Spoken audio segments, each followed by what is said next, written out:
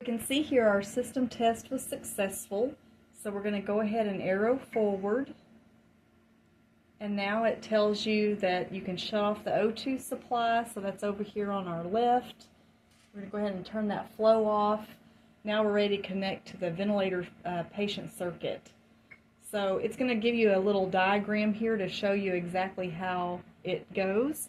So just as an example, here is our humidifier chamber, so it's going to go on the dry side of the humidifier. So we're going to say this is our heated side, here's the dry side, and then you want the green arrow pointing down toward the humidifier.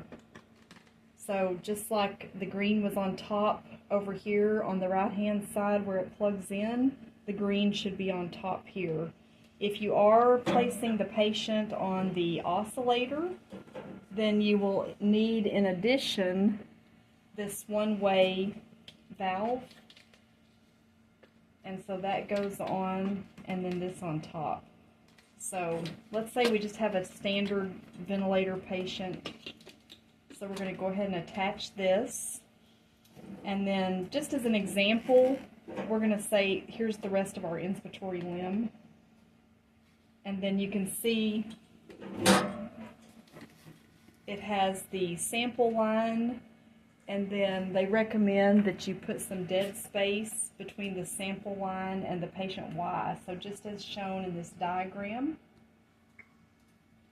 Now it's ready for setting the dose and the alarms. So here we're going to put in how many parts per million we want to deliver to the patient. Just to reserve our tank, I'm going to put 1 part per million. It's going to choose some alarms for us. And now we're going to tell it OK. And now it's going to start delivering. Here we only have tank 1 on, so you can see it went from red to green once it sensed that it picked up the nitric in the tank. Tank 2 is showing gray because it's off at the moment, but if it was on, this one would also light up green. This is where you alter your dose. Right now we have our alarm silenced. It's about to alarm because it doesn't sense any ventilator flow going through our circuit.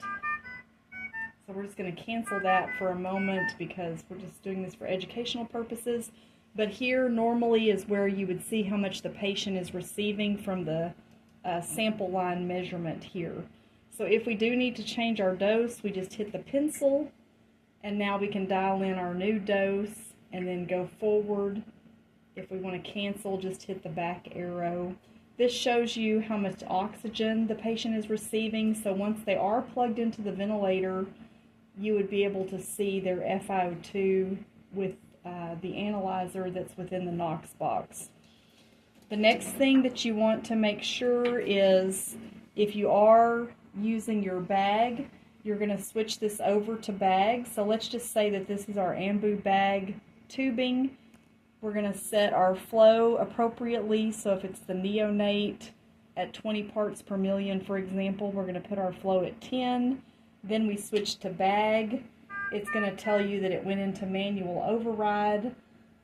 We've got the patient connected to our bag. We're bagging. Okay, situation has resolved. Time to go back on the vent. We're going to switch back to vent, and then you'll see that the dose comes back here. Be aware that when you do switch to bag, you're bypassing your sampling line, so this will drop down to 0 on the measurement. You may want to hit that alarm silence before you switch over to that mode. Alright, that's the basic setup of the NoxBox, and thank you for joining me today.